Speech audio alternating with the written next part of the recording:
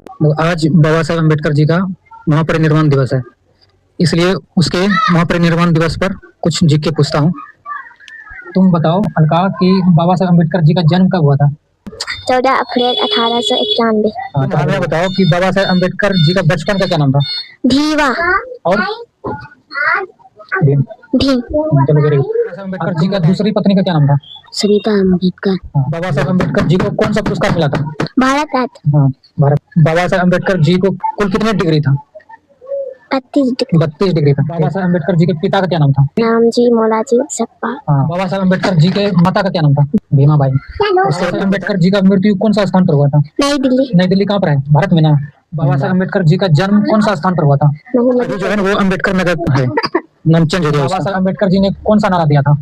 शिक्षित बनो, संगठित रहो, संघर्ष करो। संघर्ष करो। मतलब था कि सबसे पहले मतलब शिक्षा लो, मतलब पढ़ो लिखो, उसके बाद संगठित रहो, मतलब मिलजुल कर रहो, उसके बाद संघर्ष करो, मतलब किसी भी चीज के लिए आवाज उठाओ। ठीक ना? संविधान को बनाने में कितना समय लगा था? 2 साल 11 महीने 18 दिन। अरमान, तुम बताओ बाबा साहेब अम्बेडकर जी की पहली पत्नी का नाम क्या था? रमाबाई। और दूसरी पत्नी का? सविता अम्बेडकर। तुम बताओ बाबा साहेब अम्बेडकर किस जाति से आते थे?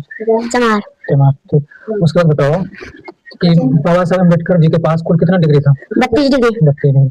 और बताओ बाबा साहेब अम्बेडकर व्यवसाय से क्या था, मतलब कौन सा काम करते थे पहले, क्या थे वो? वकील। वकील और प्रोफेसर। हाँ, राजनीतिक। हाँ, मतलब वकील होता है ना, जैसे केस होता है ना तो वकील लड़ता है ना केस, तो उसी तरह वकील था।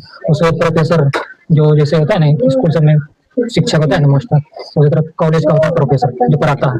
उसके बाद राजनीतिक है ना, तो राजनीतिक ये जैसे हो गया नेता सब बनता है ना, ये भी था पहले। चलो वेरी गुड, ताली बजाओ। बस।